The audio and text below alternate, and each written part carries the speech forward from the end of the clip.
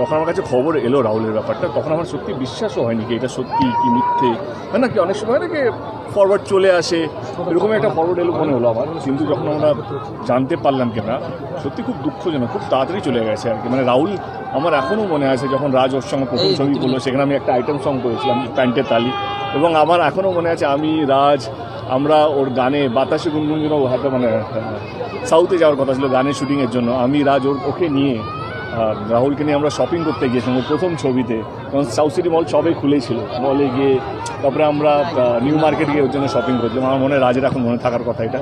এবং আমারও পরাঞ্জয় জলিয়ারে guest appearance করেছিল, আমরা মালয়েশিয়ায় শ্যুট করেছিলাম, মালয়েশিয়ায় শ্যুট করেছিল, এবং ওর সঙ্গে আমার এইটা বলবো না কি আমার খুব ভালো বন্ধুত্ব ছিল, কিন্তু অ্যাজ অ্যান অ্যাক্টর আমি ওকে ডেফিনেটলি শ্রদ্ধা করি। আমার মনে হয় is one of the best actor টলিউডের মধ্যে ছিল।